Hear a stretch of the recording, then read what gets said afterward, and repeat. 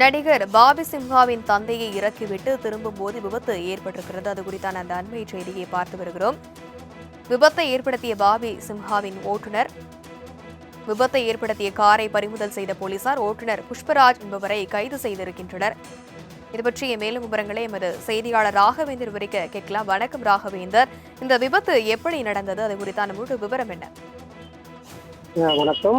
Bobby சிம்ஹாவின் காரை ஓட்டி வந்த புஷ்பராஜ் என்பவர் தற்போது கைது செய்யப்பட்டிருக்கிறார்.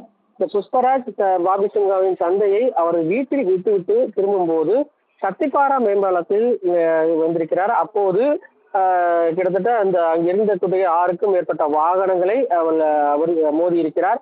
அதில் 6க்கும் மேற்பட்ட வாகனங்கள் சேதமாயிருக்கிறது. அது மட்டுமில்லாமல் பெண் உட்பட மூன்றுக்கும் மேற்பட்டோர் காயமடைந்திருப்பதாகவும் தற்போது தகவலானது வெளியாகிருக்கிறது.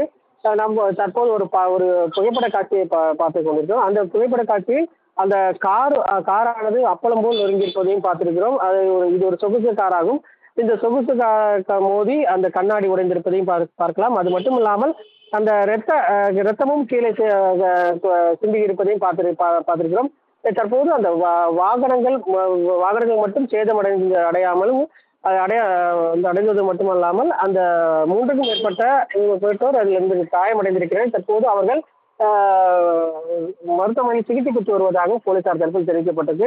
தற்போது புஷ்பராஜை மட்டும் கைது செய்திருப்பதாகவும் மேலும் விசாரணையானது நடைபெற்று வருவதாகவும் கிண்டி போக்குவரத்து போலீசார் தற்போது தெரிவித்திருக்கிறார். இது தொடர்பாக வழக்கு பதிவு செய்து தற்போது புஷ்பராஜையும் கைது செய்திருப்பதாகவும் கிண்டி போக்குவரத்து புலனாய்வு போலீசார் தற்போது தெரிவித்திருக்கிறார். தொடர்பாக விசாரணையானது தொடர்ந்து நடைபெற்று வருவதாக போலீசார் தரப்பில் தெரிவிக்கப்பட்டிருக்கு.